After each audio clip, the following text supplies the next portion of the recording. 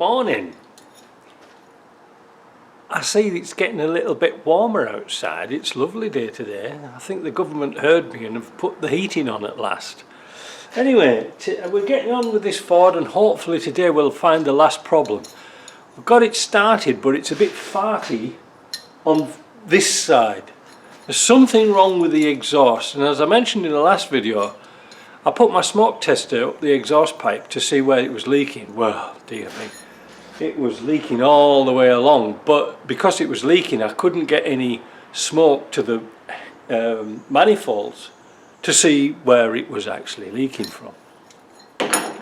So I need to cut the exhaust to put my smoke machine closer to the manifolds. I know it's a bit sort of primitive, but it's the only thing I can do. So Mike, why don't you just disconnect one of the flanges? Well, this hasn't got any flanges on. It's completely welded up from front to back, and it leaks all over the place. So what I'm going to do is, like I say, I'm going to cut the pipe, and I'm going to use one of these type of joints. I mentioned in the last video, or one of the videos, and this is brilliant. This is absolute. I don't know why they never came out with this idea before. It's a little bit more expensive than your regular like horseshoe type clamps, but they're perfect. Because if you want to do a butt joint, you know, you want to cut your pipe and put two pieces together, or for example you want to put a silencer, you know, or as they say in America, a muffler. I don't think they know what a muff is. So you can put two butt pieces of pipe and clamp this together, and it's a really clever design because it's a stainless steel band, but here you've got some beefy bolts, and it'll pull this, and as it pulls it together, it's pulling that stainless down, makes a really nice tight fit. Now if you've got an old rusty pipe, you can put a little bit of exhaust putty in there, which will fill all the little gaps in the rust, and it really does make a nice tight fit. Now the beauty about these, you've probably worked it out, you can undo them and use them time and time again. And if you want to do a, you know, like make a custom pipe system, this is the way to go. Yeah, I've got plenty of battery left, so I'm looking at the light, I can't see my battery light. Anyway, so this is the way to go, because this type, which we're all familiar with, are absolute crap.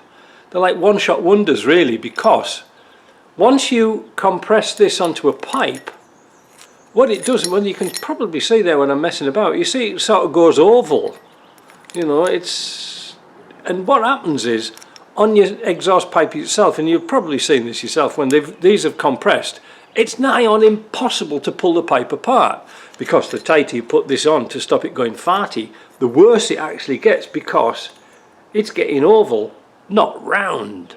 So it leaks out of here and here. See? Like I said before, when you try to pull the pipe apart, you can't get it apart. Now the reason why I'm mentioning this is I'm not sure whether these are available in Europe. I had a look on Amazon and I could see something similar, which was a band around both sides, but I've never seen these. Now let's take this one step further, because this gets really interesting. You can actually get them stepped. So this is a 2-inch, because we're in North America, they only use inches. But you could get like a step from a 2-inch to 1 3/4 inches, which is great. If you get odd sized pipes, you can just join them together. And like I said before, you want to use them again, just unbolt them and off you go. I think we'll go down to scrapyard and have a look and see if we can find some. I don't think so, not in the bloody mud.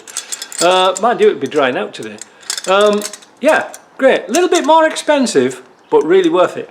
I did my 3-inch exhaust pipe on my Isuzu 130, and that's all I ever used. I bought about 3 or 4 of these and just joined the pipes together.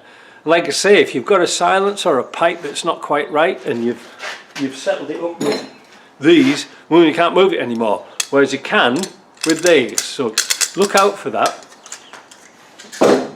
Making your Land Rover better, that's the whole point of this series. Now, so we can see quite clearly now that there's something in here. I thought it was a crack here, but it's coming from further up, so we've got to take that off. That's what's making it sound farty, but underneath there's no smoke on that flange or anywhere, and that's the last place I expected it to leak. But it's putting a lot of smoke on that one, isn't it? So we'll try and get that nut off there. Get that off, and then these are easy to get off. Then we've got to think about stripping that shrouding off and seeing what's underneath it.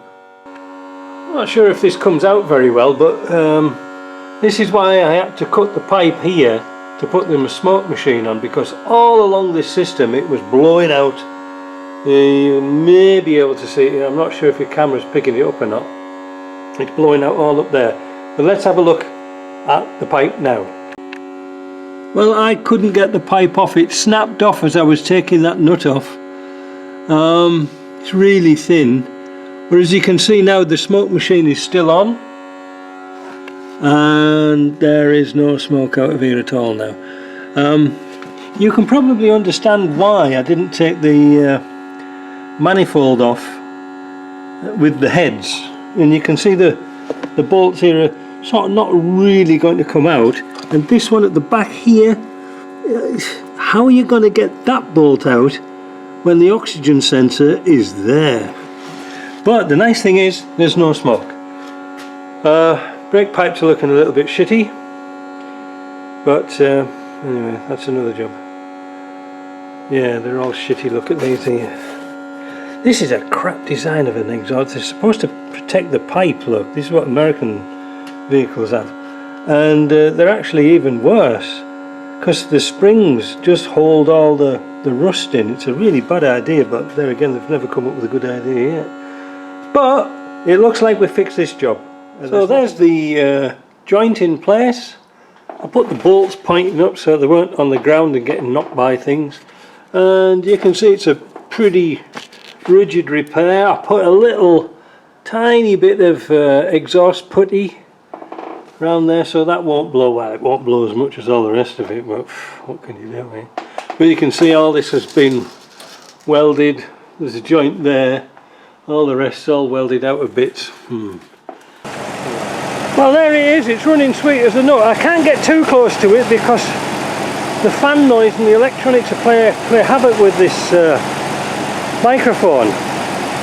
But you can probably see just about here where I took this pipe off, and you can see what the problem was. That pipe was split all the way across here, and when I tried to get it off here, it split again. Well, it's opened out a bit more, but yeah. So this goes to your emission control, so that hasn't been working. You know, a really poor piece of pipe. About $120 for that piece of pipe. I don't think we'll buy one. It's running alright.